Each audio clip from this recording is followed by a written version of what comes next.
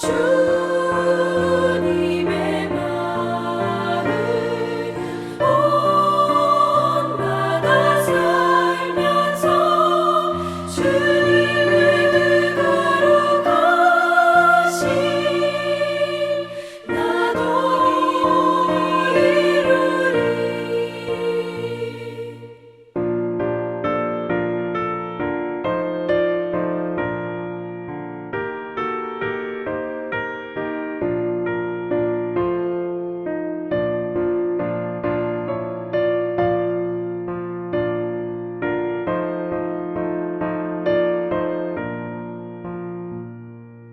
가는 길 거치고 험하여도 내 맘에 불평이 없어짐은 십자가 고난을 이겨내신 주님의 마음 본받음이라.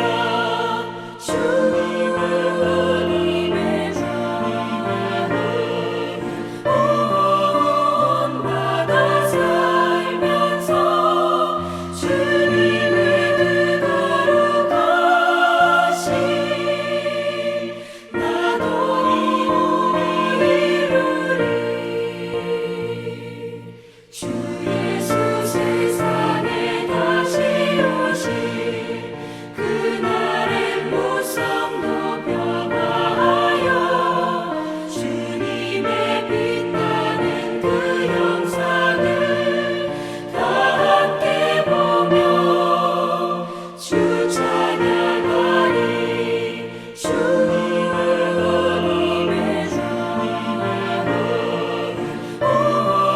온마다 살면서 주님의 거룩하신 나도 이루리. 오늘 함께 읽을 하나님 말씀은 잠언 12장 1절에서 7절입니다. 훈계를 좋아하는 자는 지식을 좋아하거니와 징계를 싫어하는 자는 짐승과 같으니라. 선인은 여호와께 은총을 받으려니와 악을 꾀하는 자는 정죄하심을 받으리라.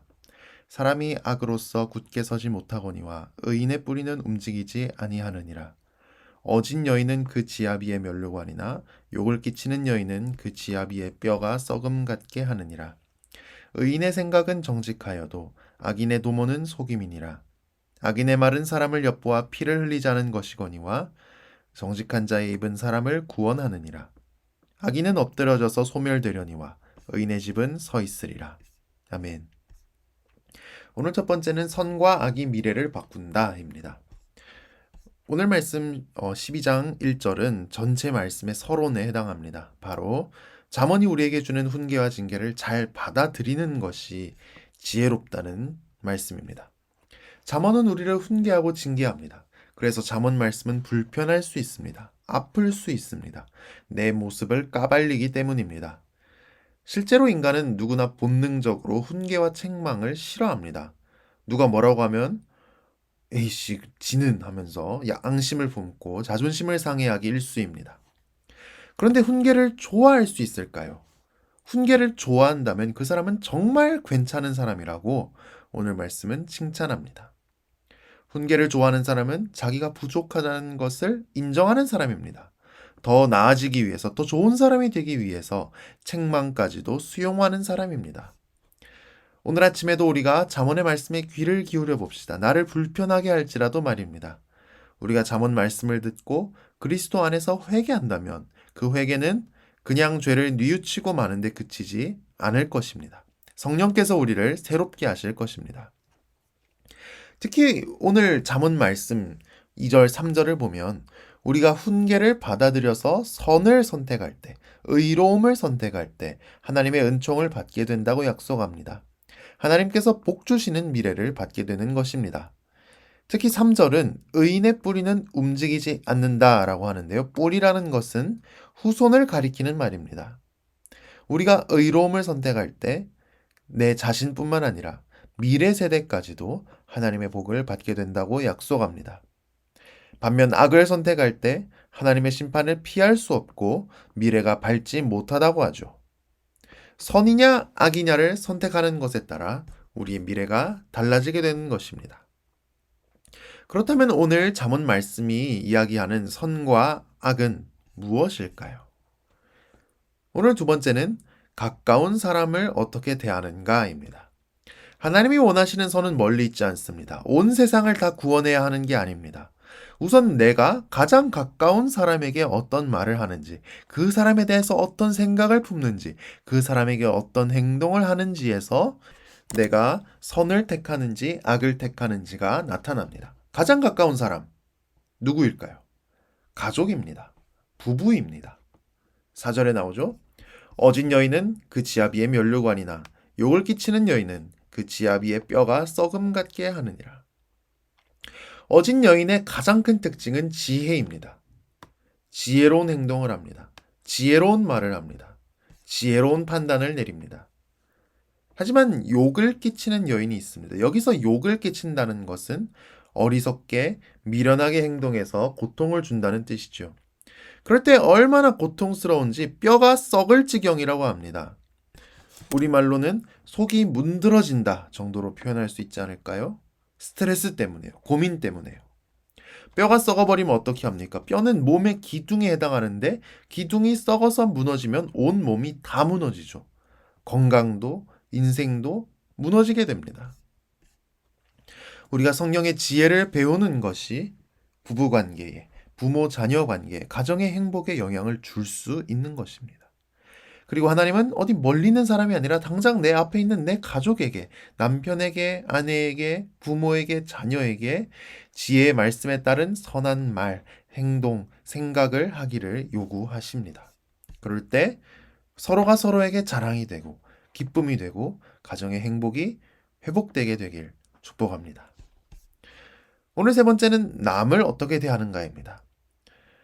가장 가까운 가족뿐만 아니라 집 밖에서 나랑 별로 상관없는 남을 어떤 말, 어떤 생각, 어떤 행동으로 대하느냐도 중요하다고 말씀합니다. 5절입니다. 의인의 생각은 정직하여도 악인의 도모는 속임이니라. 살아남는다는 것이 얼마나 어렵습니까? 인간이 죄로 타락하고 세상이 망가진 이래로 먹을 것은 늘 부족합니다. 돈은 늘 부족합니다. 땅이 과일과 곡식만 풍성하게 내는 게 아니라 가시덤불과 엉겅퀴를 내기 때문이죠. 애를 써서 일해야 먹고 살 수 있습니다. 그래서 어떤 사람들은 정직하기를 포기합니다. 속임수로 더 많은 돈을 벌어보려고 합니다. 뭔가를 생산할 때, 매매할 때, 가르칠 때, 결정할 때 자꾸만 남을 속이죠.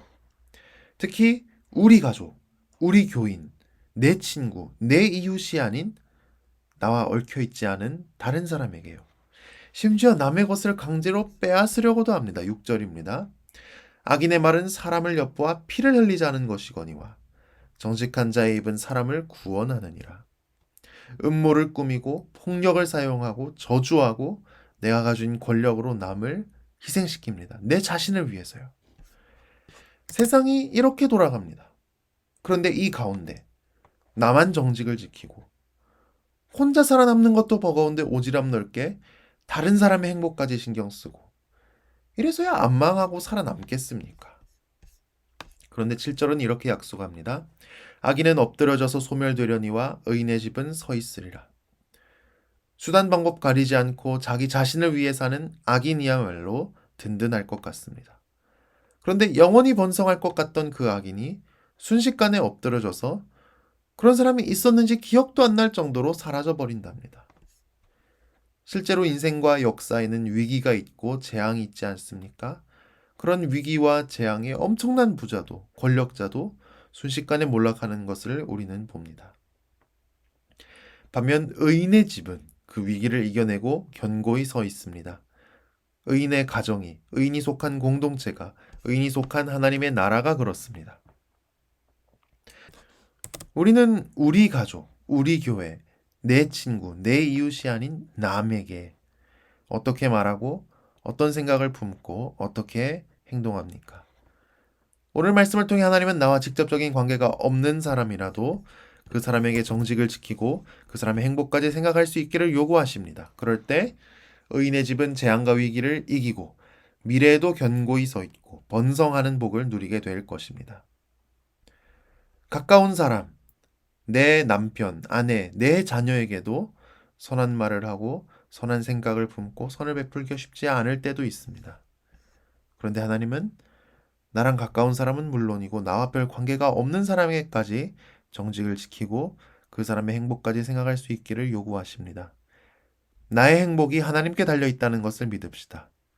이 하나님을 믿음으로 나와 별 관계가 없는 사람에게도 남에게도 정직을 지키고 그 사람의 행복까지 생각할 수 있는 우리가 되기를 축복합니다. 기도하겠습니다. 하나님 아버지, 하나님께 우리의 미래와 행복이 달려 있다는 것을 믿게 하여 주옵소서. 내 속임수와 힘으로 남을 짓밟으며 행복을 추구하지 말게 하시고 주님이 주시는 복을 받기 원합니다. 주님, 우리는 가까운 사람도 내 가족도 선하게 대하는 것이 힘들 때가 있습니다. 하물며 남에게까지 정직하고 남의 행복을 지켜주는 것은 생각조차 하지 않고 남은 남으로 대하고 말 때가 많습니다. 주님, 우리에게 지혜를 주시고 우리를 변화시켜 주셔서 우리가 누구를 대할 때나 그 안에 있는 하나님의 형상을 볼 수 있게 하여 주옵소서. 질병이 확산되는 가운데 지내고 있습니다. 우리 어려움이 참 큽니다. 확진된 분들이 속히 낫게 하여 주시옵시고 속히 우리가 자유롭게 생활하고 예배드릴 수 있는 날이 오게 하여 주옵소서. 우리의 연약한 몸에 친히 안수하여 주셔서 낫게 하여 주시옵시고 나은 몸으로 주님을 위해 충성할 수 있도록 주님 은혜 더하여 주시옵소서.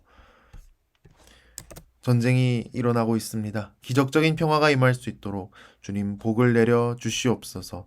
오늘도 복음을 위해 수고하는 모든 분들께 하나님께서 능력을 더해 주시옵기를 바랍니다. 오늘 우리가 하는 모든 일 가운데 주님의 뜻을 이룰 수 있게 하여 주시옵소서. 지혜를 주시고 능력을 주셔서 모든 일을 잘 감당할 수 있게 도와 주시옵소서. 사랑하는 우리 가족, 사랑으로 대할 수 있게 하여 주시옵시고 사랑하는 마음을 잘 표현할 수 있게 해주시고 하나님 건강 지켜주시고 또 미래를 복내려 주셔서 주님 아름다운 삶을 살 수 있게 하여 주시고 축복된 삶을 살 수 있도록 주님께서 은혜 내려 주시옵소서. 예수님 이름으로 기도합니다. 아멘.